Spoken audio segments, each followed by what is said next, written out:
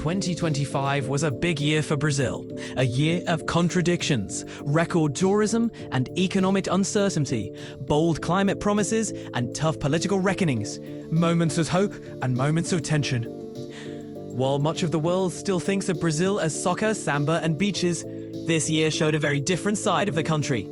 A regional power trying to lead on climate, a democracy still dealing with the ghosts of recent turmoil, and a society wrestling with old inequalities in a rapidly changing world. In this video, we're going to look back at 5 major stories that shaped Brazil in 2025, and why they matter not just for Brazilians, but for anyone trying to understand the future of democracy, the environment, and the global south.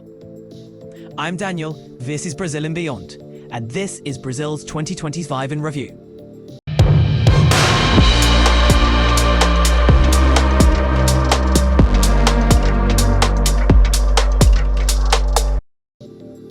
At the start of 2025, Brazil entered the year with a mix of optimism and unresolved challenges. The economy was growing, but slowly. Just enough to signal recovery, not enough to solve deep structural problems like inequality, low productivity, and regional gaps. Politically, the country was calmer than in previous years, but still tense. Investigations into the attempted coup of 2023 were advancing, and institutions were trying to turn the page on one of the most turbulent periods in modern Brazilian democracy. On the global stage, Brazil was stepping into a bigger role, taking the presidency of the BRICS and preparing to host COP30 in the Amazon. For many observers, 2025 looked like the year Brazil would try to redefine its voice in the world. And socially, the country remained what it has long been, full of contradictions, a cultural powerhouse, an environmental giant, a modern nation still shaped by very old problems. That was the landscape as 2025 began, and into it came 5 stories that defined the year. The biggest global event hosted by Brazil in 2025 was COP30, the United Nations Climate Change Conference held in the heart of the Amazon in the city of Belém. For decades, the Amazon has been the center of the world's environmental anxiety. In 2025, for the first time, the world actually came to the forest, and Brazil steps onto the global stage, not just as a country with an environmental problem, but as a country with environmental power. Throughout the summit, Brazil showcased proposals for large-scale forest protection, climate adaptation, and support for indigenous and traditional communities.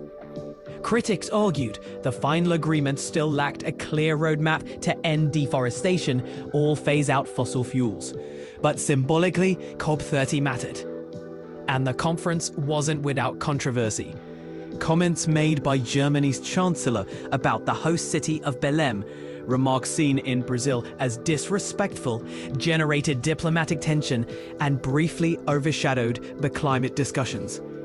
It became a reminder of how climate politics often intersect with issues of respect, geography, and global perception.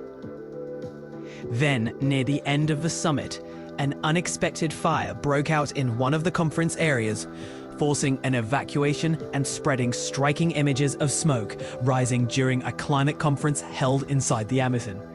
It was an almost literal metaphor for the urgency of the crisis. COP30 didn't solve everything, but it marked the turning point. If the world wants to talk seriously about the future of the planet, Brazil is positioning itself to be one of the countries leading that conversation. One of the defining political moments of 2025 in Brazil came in November, that when former President Jair Bolsonaro was convicted and then taken into custody, after authorities said he attempted to tamper with his electronic ankle monitor, raising suspicion he might flee. The conviction itself, handed down in September 2025, sentenced him to 27 years and 3 months in prison for leading a plot to overturn the 2022 election and undermine Brazil's democracy. Under court-ordered house arrest, Bolsonaro was wearing an electronic monitoring bracelet. On the night of November 22nd, security services flagged that he had reportedly tried to tamper with that bracelet, allegedly using a soldering iron.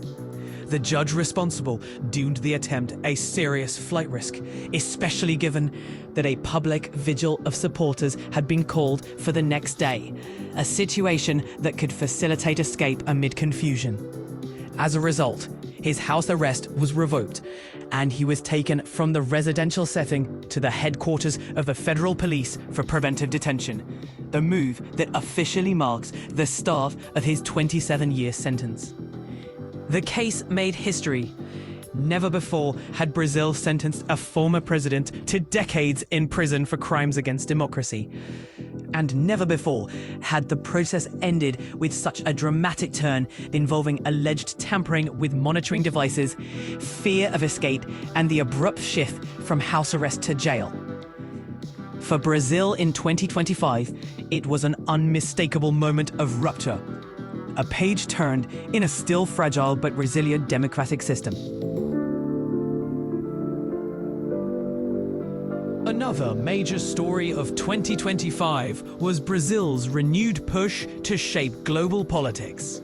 At the start of the year, Brazil assumed the rotating presidency of the BRICS, just as the bloc accelerated one of its most ambitious efforts for reducing dependence on the US dollar in international trade and development financing. A key figure in this shift was former Brazilian President Dilma Rousseff, who continued to lead the BRICS' new development bank. Under her presidency, the bank expanded lending in local currencies and created new settlement mechanisms, concrete steps toward the bloc's long-term project of de-dollarization.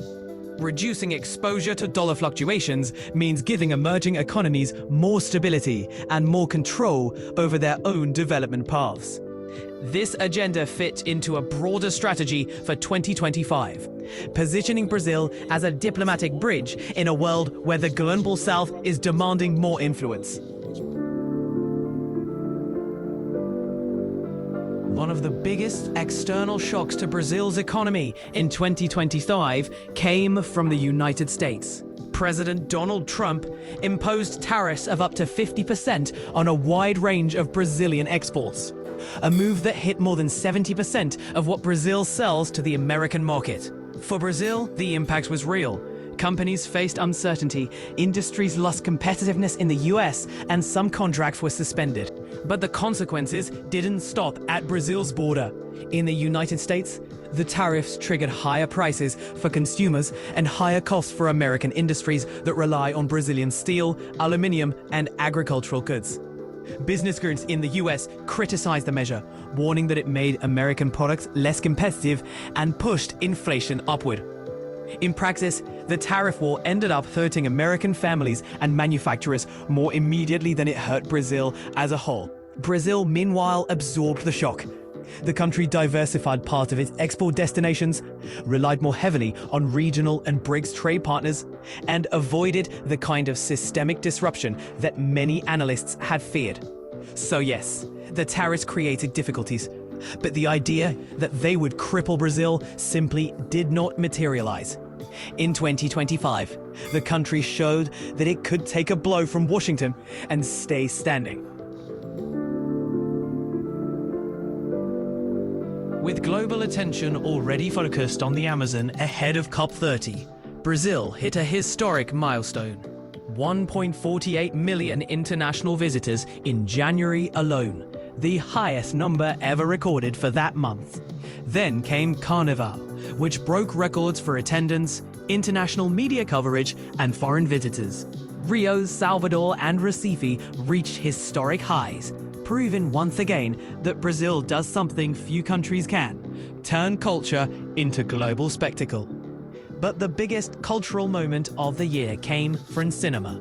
For the first time in history, Brazil won an Academy Award. Walter Salles took home the Oscar for Best International Feature Film with Still Here, and alongside the director, Fernanda Torres became one of the faces of Brazil's cultural moment, earning widespread international praise for her performance and appearing prominently in global media coverage of the film. It was a landmark, not just for Brazilian cinema, but for the way the world sees Brazil's ability to tell deep, human, universal stories. The Secret Agent, written by Kleber Mendonça Filho, also traveled through major international festivals and earned the country one of its strongest waves of global critical attention in years.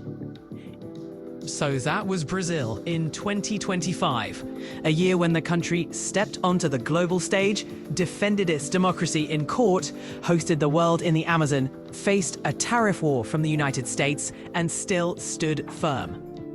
I'm Daniel, and this is Brazil and Beyond. If you enjoyed the video, leave a like, share it, and subscribe, and I'll see you next time.